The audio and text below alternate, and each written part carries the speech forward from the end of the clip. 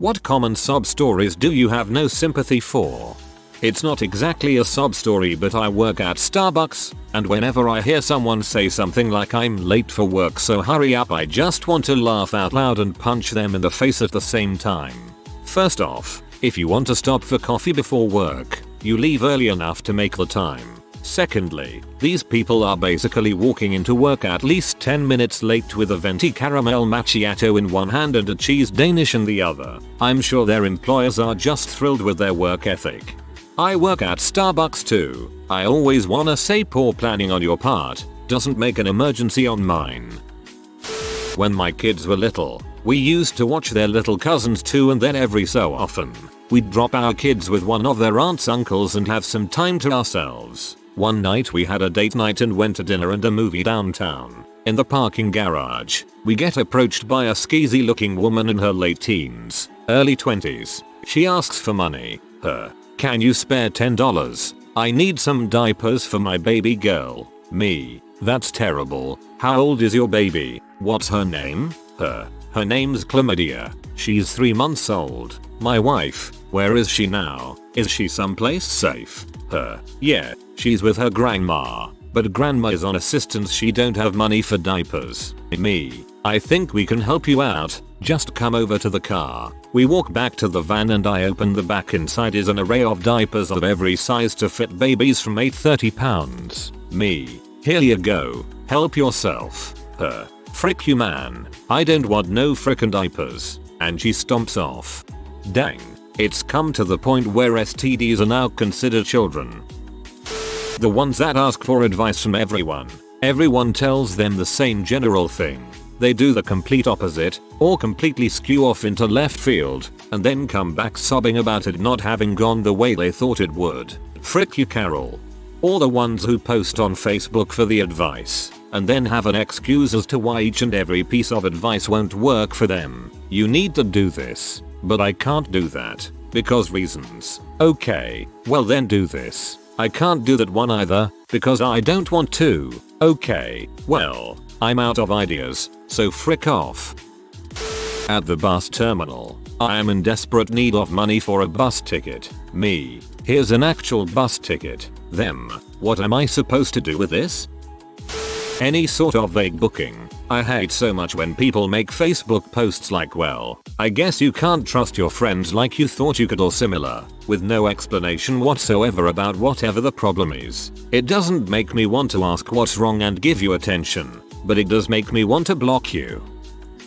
I had a couple of girls from Doctors Without Borders knock on my door and explain they wanted money. I offered a $20, and they said they can only accept $35 per month donations electronically. I said I was a student and couldn't afford that right now. They told me the children dying from disease couldn't afford their medicine. I told them to frick off with a guilt trip and closed my door. This horrible thing happened to me. This person pet died, and it would help so much if I could get a drawing painting of my character from you. For free. Happens way more than it should, and I don't believe any of it. Even if it's not really my responsibility nor obligation to a person I've never talked to in my life. People that post on Facebook about how broke they are and then create a GoFundMe campaign because they want something they can't afford. A laptop, concert tickets, a whimsical trip of some kind. I've never seen one hit their goal, however low it may be. Any unsolicited sob story as a Facebook post. Posting your ugly mug with tears streaming down your face isn't going to make your ex change the custody rules for your kid. Person who eats out every meal every day. I'm poor. I have a friend that absolutely cannot handle her finances. One time she was going around the office asking people if she could have $5. She'd revealed to me that her account balance was 7 cents or something. Not a big deal. It happens sometimes. Then later in the day she told me she was using the $5 to go to the movie theater. She likes to go to a cheap dollar theater. It just seemed incredulous to me that she was panhandling at the place she works at, not cause she needed to eat or bus fare to get home, but because she felt she was owed a movie theater experience. I have no food. Man, I'm starving. What happened to your paycheck? It was 2 for 1 shot night at the bar last Friday. Dang, it was fun. Well, good luck with that whole starvation issue. people who always complain about being broke and having $5 to last until payday, yet every paycheck they're out blowing hundreds on new games, parties, or the bar. If you spend most of your income on booze, games, and parties, you lose the right to complain about always being broke and having a hard time making ends meet. I lost a friend years ago because I loaned him money for rent for a couple of months. Turns out he bought some new video games and a new flat screen for his Xbox and called him on his crap because his girlfriend admitted that she picked up extra shifts so she could make rent. Some guy tried scamming me twice with the same sob story about how his car broke down and he needs to get to his finals. I fell for it the first time until he asked for more money than he initially stated, so I walked off. He tried using the same scenario on me again nearly a year later, so I was hoping he recognized me and was embarrassed.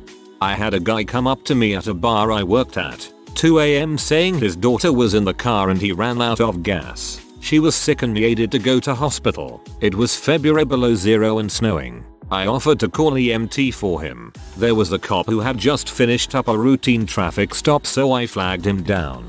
Guy got arrested for panhandling. I have a good friend who tends to be overdramatic with small things and do things that are extremely unreasonable as a result. Whenever I call her out on it, her response is always, "The past few months have just been really hard for me. This started when we were 13. We are 25 now." Inform her the past 12 years have been quite difficult for you. Nobody supports small businesses, no. People just don't give a dang about you shilling your second-rate pyramid scheme crap. That's probably something they learn in MLM Bulls 101. A small business to me is the bakery or beer store on the corner. Those are supported. Rapist sob stories of "but I can't go to jail, prison. I have so many things going for me. This little mistake will ruin my life." What about the life of your victim? Didn't they have things going for them as well?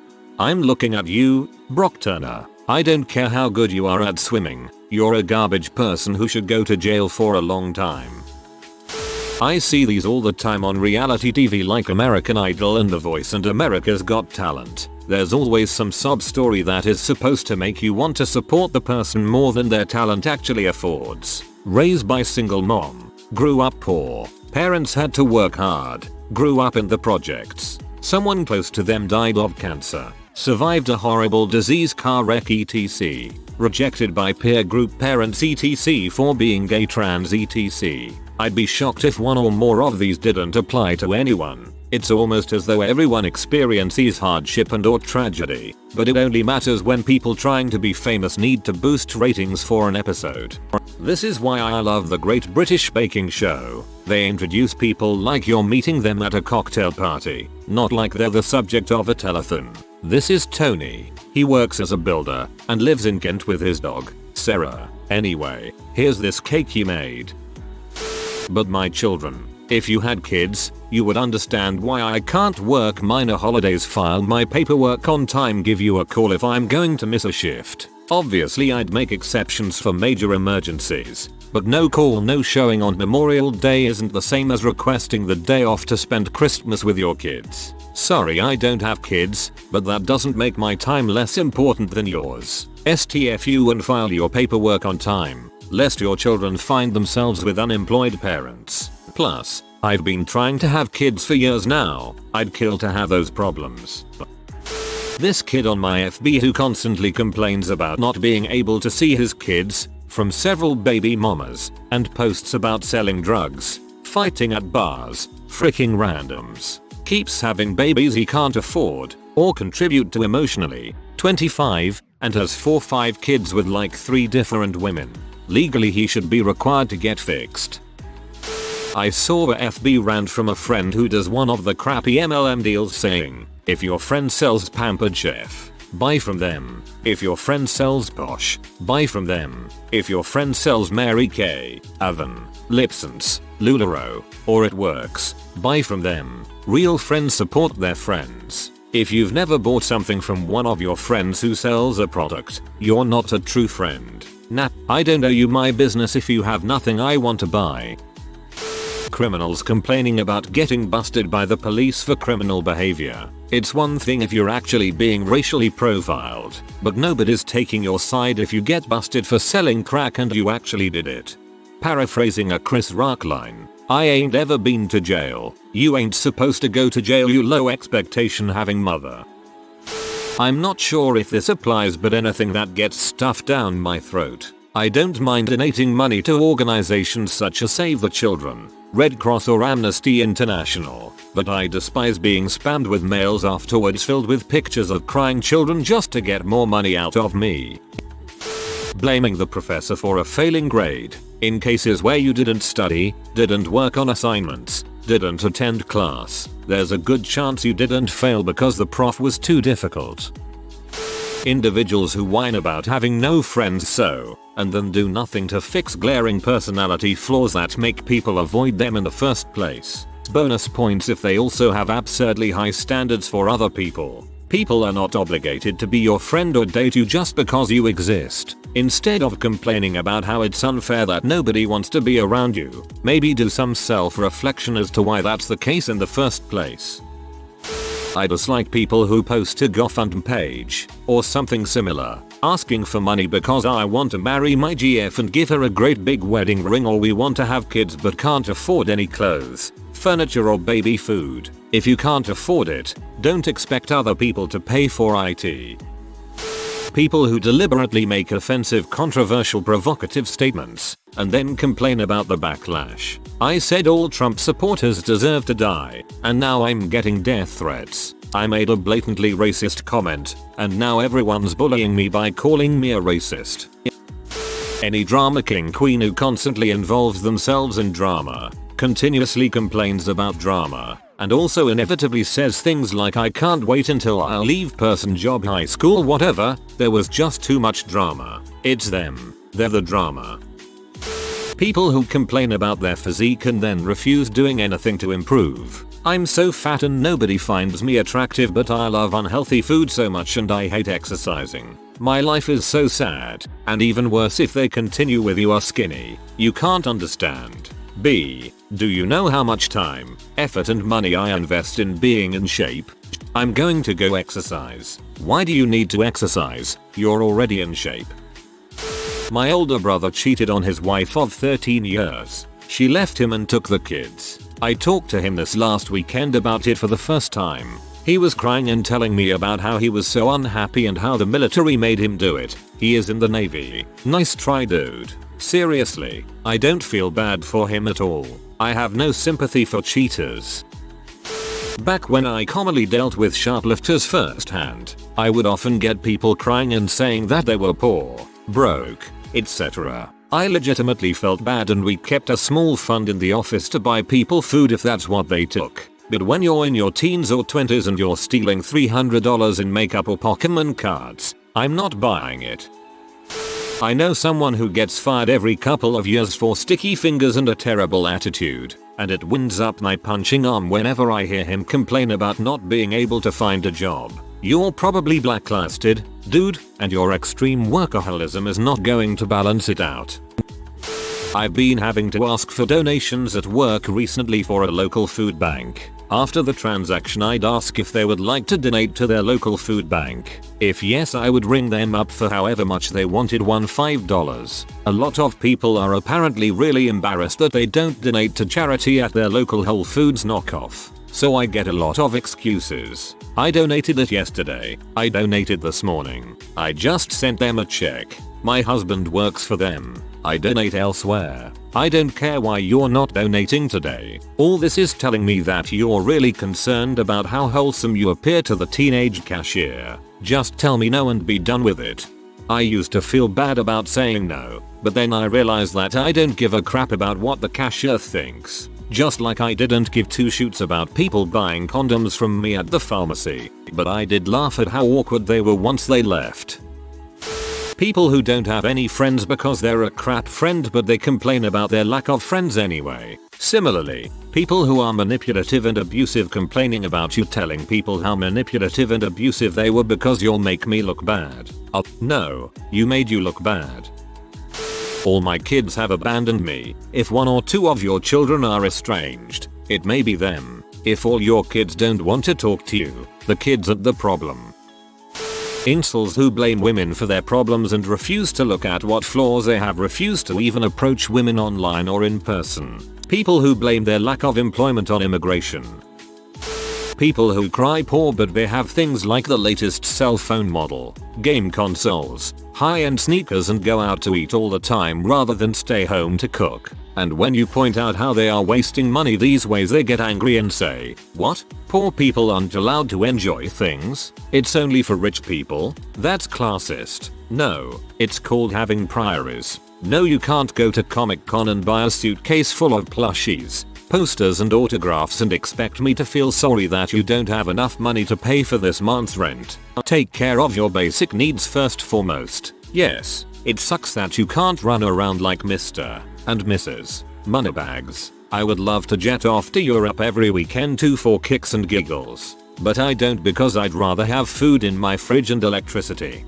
Go out to eat all the time rather than stay home to cook. This is the one that bugs me. I know people who complain about money problems that literally all 3 meals a day are fast food or restaurant. People who live in tourist areas that hate tourists. College kids who whine about being on fixed income student loans but somehow afford large dogs to keep locked up miserably barking in their efficiency all day. People who complain endlessly about their job to customers while barely doing said job.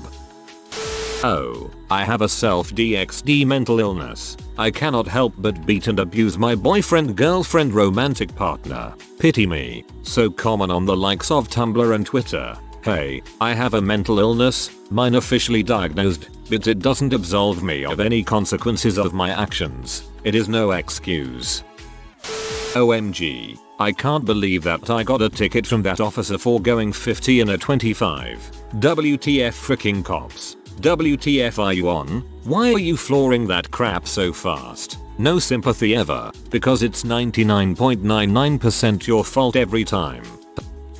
I left my spouse and kids because I was unhappy and now they take so much money in child support. I guarantee your ex is spending more of her paycheck on those kids in addition to all the time and energy and psychological support they're giving them since your lazy butt left. It would have been in my financial best interest to give over custody of the kids and just pay child support by far.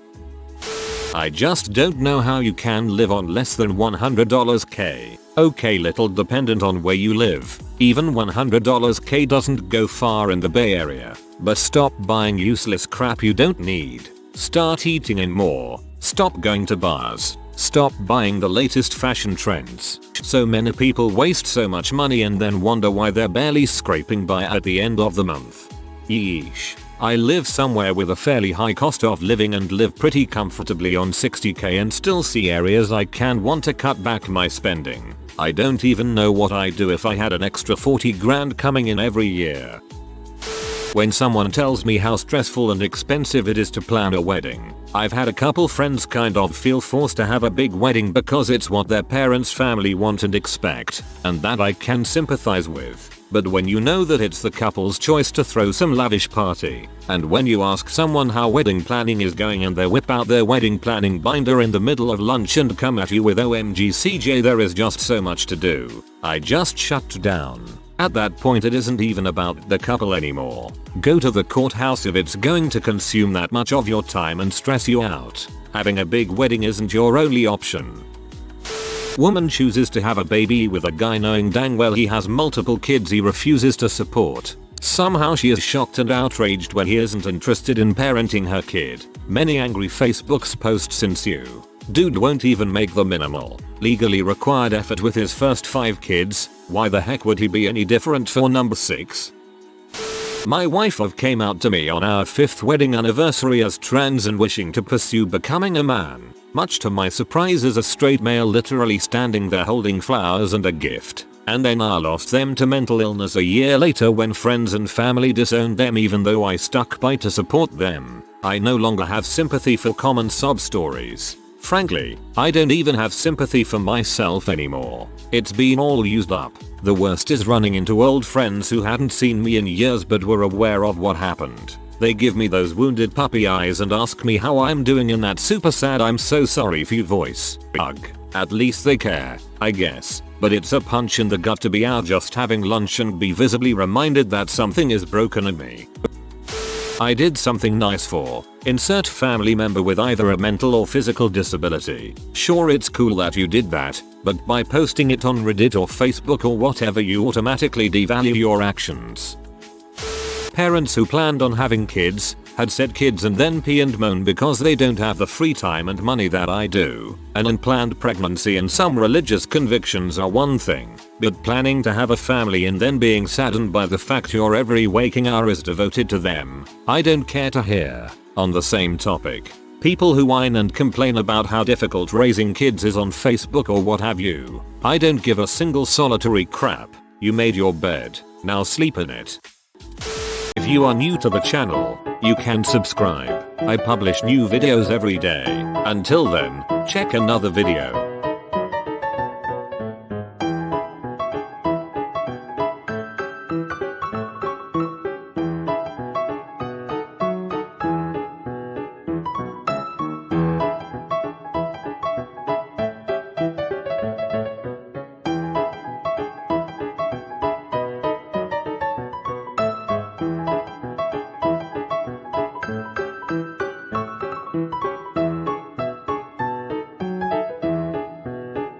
Bye for now.